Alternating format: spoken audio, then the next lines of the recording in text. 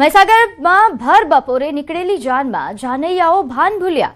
જાનમાં જોડાયેલી કારના બોનેટ પર ચડીને ડીજેના તાલે જાનૈયાઓએ ડાન્સ કર્યો। જાનમાં જોડાયેલ 2 ગાડીઓના બોનેટ પર જોખમી દ્રશ્યો જોવા મળ્યા। જાન વીરપુર તાલુકાના કોઈ ગામ બાજુની હોવાની અટકળો છે। સોશિયલ મીડિયા પર હાલ આ વિડીયો વાયરલ થતા જોખમી સવારીને લઈને સવાલો ઉઠ્યા। હાલ તો આ વિડીયો સોશિયલ મીડિયા પર વાયરલ થઈ રહ્યો છે। તો જે રીતે દ્રશ્યોમાં જોઈ શકાય છે કે આ લોકો જાનૈયાઓ છે જે જોખમી સવારી કરતા નજરે પડી રહ્યા છે। 2 ગાડીઓના બોનેટ પર આ રીતે જોખમી સ્ટન્ટ કરતા નજરે પડી રહ્યા છે।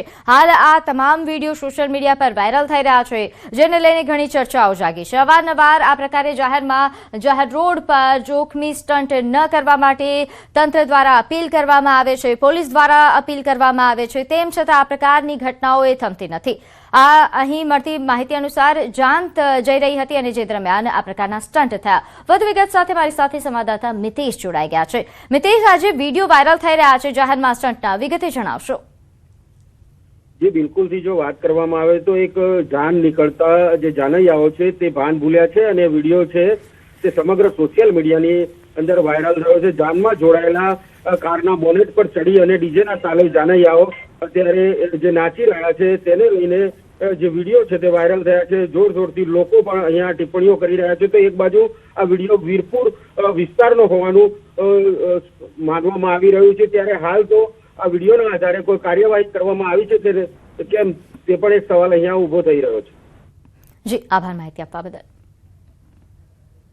તો સુરતના પેપલોદ વિસ્તારમાં ખેડૂત પર હુમલો, બુકાની ધારે 3 શખ્સોએ હુમલો કર્યો। 60 વર્ષીય નરેશ કોન્ટ્રાક્ટર હુમલાનો ભોગ બન્યા। મોર્નિંગ વોક બાદ ઘરે પરત ફરતી વખતે આ ઘટના બની હતી। જમીન વિવાદને લઈને હુમલો થયા હોવાની આશંકા છે। ઇજાગ્રસ્તને સારવાર અર્થે ખસેડાયા। ઉમરા પોલીસે હાલ ગુનો નોંધી તપાસ શરૂ કરી છે। હુમલાખોરોને ઝડપી પાડવા માટે પોલીસની કાર્યવાહી તેજ બની। તો હાલ આ સમગ્ર ઘટનાના સીસીટીવી ફૂટેજ પણ સામે આવ્યા છે, જેમાં જોઈ શકાય છે કે મોર્નિંગ વોક પર નીકળેલા વ્યક્તિ પર જાહેરમાં આ રીતે હુમલો થાય છે। મળતી માહિતી અનુસાર બુકાની ધારી આ 3 શખ્સોએ જમીનની અદાવત પર હુમલો કર્યા હોવાની આશંકા વ્યક્ત થઈ રહી છે। જોકે પોલીસે આ સમગ્ર મામલે વધુ તપાસ હાથ ધરી છે।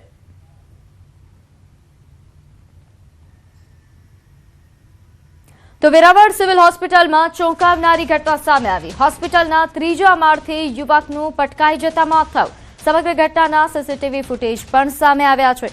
ગઈકાલ સવારે સિવિલની લિફ્ટ મારફતે યુવક 3જા માળે પહોંચ્યો હતો। 3જા માળે પહોંચીને રેલિંગ પર લટકાયા બાદ તે નીચે પટકાયો હતો। તો આ સમગ્ર ઘટનાના સીસીટીવી ફૂટેજ પણ સામે આવ્યા છે। નોંધનીય છે કે અહીં આ યુવક 3જા માળે પહોંચ્યો હતો, જ્યાં રેલિંગ પર લટકાયો હતો અને તે બાદ નીચે પટકાયો હતો। સમગ્ર મામલે તપાસ પણ હાથ ધરાઈ છે। તો મળતી માહિતી અનુસાર આ ઘટના ગઈકાલે સવારે બની હતી, જ્યારે સિવિલની લિફ્ટ મારફતે આ યુવક 3જા માળે પહોંચ્યો અને રેલિંગ પર લટકાયો અને ત્યાંથી નીચે પટકાતા તેનું મોત થયું। તો ભરૂચ જિલ્લાના સંજાલી ગામ ખાતે મહારાજા ગામ નજીક આવેલી કેનાલમાં 2 મહિલાઓ તણાઈ જતા અફરાતફરીનો માહોલ સર્જાયો। જોકે એક જાગૃત રિક્ષા ચાલકની સમય સૂચકતા અને ફાયર વિભાગની ત્વરિત કામગીરીના કારણે બંને મહિલાઓનો આબાદ બચાવ કરવામાં સફળતા મળી।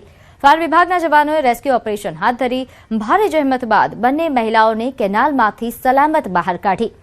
મહિલાઓને પ્રાથમિક સારવાર માટે ખસેડવામાં આવી। સમયસર બચાવ કામગીરી હાથ ધરાતા બંને મહિલાઓનો જીવ બચી ગયો।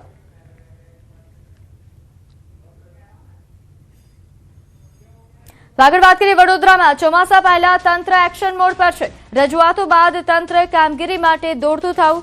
મેયર સહિતના કાફલાએ કેનાલનું નિરીક્ષણ કર્યું છે। ભૂખી કાંસની સફાઈ માટે તજવીજ હાથ ધરાઈ। કાંસની સફાઈની કામગીરી સામે મેયરે અસંતોષ વ્યક્ત કર્યો। 10 દિવસમાં સઘન સફાઈ કરવા માટે સૂચના આપી। પ્રી મોન્સૂન કામગીરી સામે પણ સવાલો ઉઠ્યા હતા, ત્યારે કાગળ પર કામગીરી હોવાનો પણ આરોપ લાગ્યો હતો। ત્યારે કોંગ્રેસે સત્તાધીશોને આડે હાથ લીધા। અત્યારે નિજામપુરા સમસાની બાજુમાં જે કાંસ છે, ભૂખી કાંસ, એનું બધા સફાઈ થઈ રહી છે। તો જેટલી ઝડપી બને અને સફાઈ થાય એના તકેદારી માટે અમે વોર્ડની તમામ ટીમ અને 5 અધિકારીઓ અને કાઉન્સિલર બધાની સાથે છીએ। પેપર પર કામગીરી બતાવાય છે પણ જે વાસ્તવિક પરિસ્થિતિ છે એ વાસ્તવિક પરિસ્થિતિ એ જ્યારે વરસાદ પડે છે ત્યારે છતી થાય છે કે વાસ્તવિક પરિસ્થિતિ શું છે. 220 કિલોમીટરનો વડોદરા શહેરનો વિસ્તાર છે. તમે અમુક જગ્યા ઉપર જઈને કહો છો કે આ કામગીરી જોઈ વડોદરા શહેરના 3 મુખ્ય કાસો, એ કાસોની સફાઈના નામે મીંડું છે. એ સંદર્ભમાં આ કામગીરી ચાલે છે. ઓલમોસ્ટ 95% જેટલી કામગીરી પૂર્ણ થઈ ગઈ છે.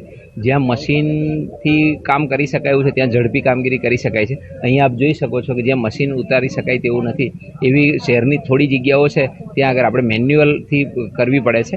એટલે એ રીતે કામગીરી ચાલે છે અને આગામી મોન્સૂન પહેલાં આ કામગીરી પણ પૂર્ણ થઈ જશે. એ ભૂકી કાસ્ટની અંદર ભૂતકાળમાં પણ કોઈ છે પ્રી મોન્સૂન જે કામગીરી છે બિફોર કોઈ છે થઈ નથી, એડવાન્સમાં થઈ નથી. આ તો કેવું કે કોઈ પણ સામાજિક કાર્ય હોય કે રાજકીય નેતા હોય ઉજાગર કરે પછી તંત્ર જાગે છે. અત્યારે જે ભૂકી કાસ્ટ છે કે વોર્ડ નંબર 1માંથી જે આગળ તમે જો કે રામપુરા ગામ છે, રેસિડન્સ વિસ્તારમાં ત્યાં વહે છે અને જે પ્રમાણે આની અંદર જે ગંદકી પડી છે.